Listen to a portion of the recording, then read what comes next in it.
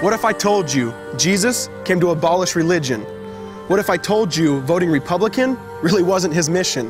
What if I told you Republican doesn't automatically mean Christian, and just because you call some people blind doesn't automatically give you vision? I mean, if religion is so great, why has it started so many wars? Why does it build huge churches but fails to feed the poor? Tell single moms God doesn't love them if they've ever had a divorce, but in the Old Testament, God actually calls religious people whores. Religion might preach grace, but another thing they practice, tend to ridicule God's people. They did it to John the Baptist. They can't fix their problems, and so they just mask it, not realizing religion's like spraying perfume on a casket. See, the problem with religion is it never gets to the core. It's just behavior modification, like a long list of chores. Like, let's dress up the outside, make it look nice and neat. But it's funny, that's what they used to do to mummies while the corpse rots underneath. Now, I ain't judging, I'm just saying, quit putting on a fake look. Because there's a problem if people only know that you're a Christian by your Facebook. I mean, in every other aspect of life, you know that logic's unworthy. It's like saying you play for the Lakers just because you bought a jersey. See, this was me too, but no one seemed to be on to me. Acting like a church kid while addicted to pornography. See, on Sunday I'd go to church, but Saturday getting faded, acting if I was simply created to just have sex and get wasted. See, I spent my whole life building this facade of neatness, but now that I know Jesus, I boast in my weakness.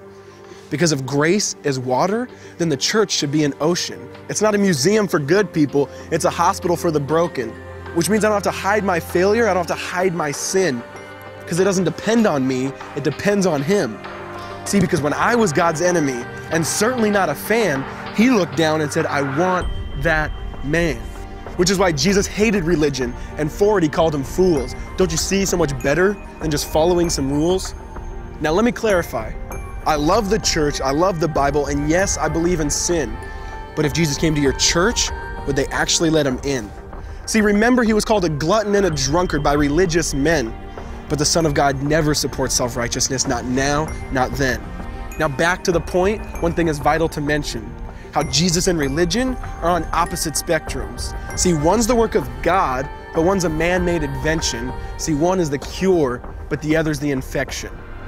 See, because religion says do, Jesus says done.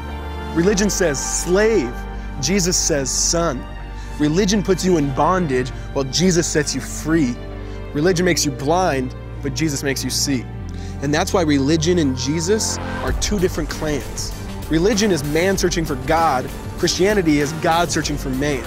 Which is why salvation is freely mine and forgiveness is my own. Not based on my merits, but Jesus' obedience alone. Because He took the crown of thorns and the blood dripped down His face. He took what we all deserved. I guess that's why you call it grace. And while being murdered, He yelled, Father, forgive them. They know not what they do. Because when He was dangling on that cross, He was thinking of you. And He absorbed all your sin and He buried it in the tomb, which is why I'm kneeling at the cross saying, come on, there's room. So for religion, no, I hate it. In fact, I literally resent it. Because when Jesus said, it is finished, I believe He meant it.